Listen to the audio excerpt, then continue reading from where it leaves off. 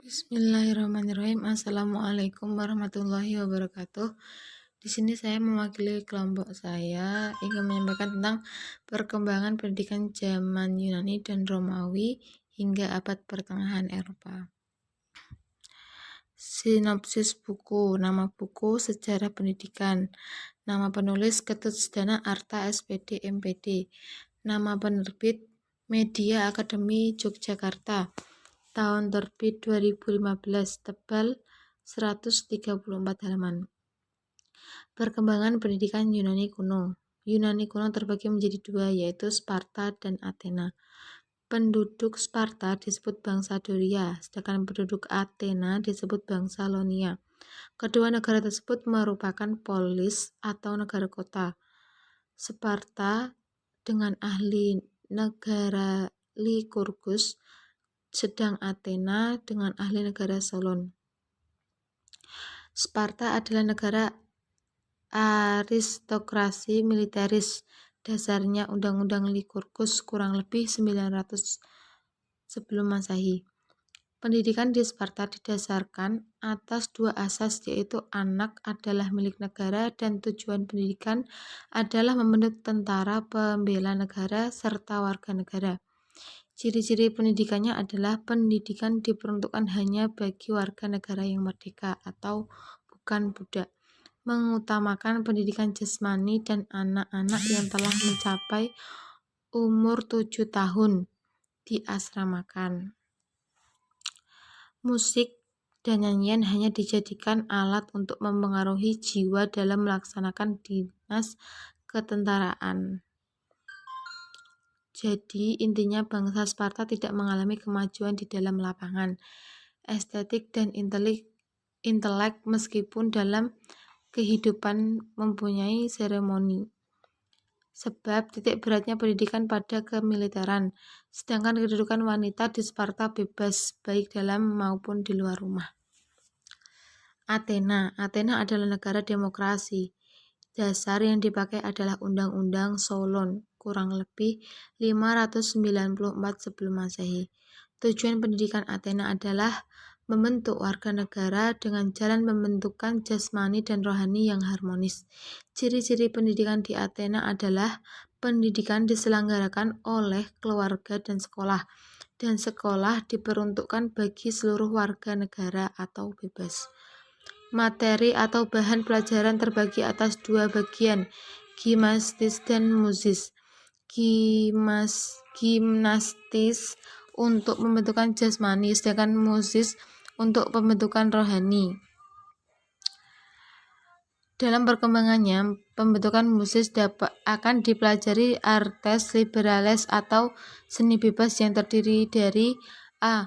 Trivium atau 3 ajaran, yaitu gramatika, retorika atau pidato, dan dialektika, yaitu ilmu mengenai cara berpikir secara logis dan bertukar pikiran secara alamiah.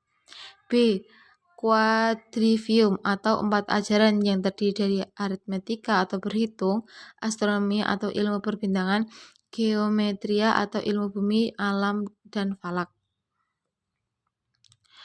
Dalam membaca diberikan dengan metode mengeja atau sintetis murni, dan menulis dilakukan pada batu tulis yang dibuat dari lilin. Perkembangan pendidikan di zaman Romawi lama. Pendidikan di zaman ini bertujuan membentuk warga negara yang setia dan berani, siap berkorban membela kepentingan tanah airnya. Diutamakan pembentukan warga negara yang cakap sebagai tentara. Materinya meliputi membaca, menulis, dan berhitung. Pendidikan jasmani dan kesusilaan menjadi prioritas. Hasil pendidikan dinilai baik karena A. Kebiasaan aturan dalam rumah tangga yang keras. Ayah mempunyai kekuasaan mutlak dan anak-anak yang patuh pada perintahnya. B. Kedudukan ibu hampir sama dengan ayah. Ia menjadi pemelihara rumah tangga. C. Agama mempunyai pengaruh besar. Orang Romawi dikelilingi oleh dewa-dewanya. D. Anak-anak mempelajari undang-undang negaranya, menganggapnya sakti dan tidak melanggar. Pendidikan menjadi kehilangan sifat praktisnya dan rakyat Romawi mulai berpendapat kepada filsafat. Pada perkembangan selanjutnya, Romawi terbawa oleh arus filsafat yang berdampak cukup besar bagi pendidikan Roma, yaitu Epikurisme. Aliran Epikurisme berpendapat bahwa kebahagiaan akan terwujud manakala manusia menyatu dengan alam. Aliran Stoa berpendapat bahwa kebahagiaan akan terwujud apabila manusia dapat menyesuaikan diri dengan alamnya, karena manusia adalah bagian dari alam. Sedangkan alam itu sendiri dikuasai oleh budi ilahi, karena manusia merupakan bagian dari alam dengan Tuhan, dan alam adalah Tuhan dan Tuhan adalah alam, yang disebut juga panteisme atau pan seluruh semua, theos Tuhan. Sehingga hidup sesuai dengan alam berarti hidup sebagai manusia berakal dan berbudi. Selanjutnya, pendidikan di Eropa abad pertengahan. Abad pertengahan merupakan zaman skolastik atau pelajaran sekolah.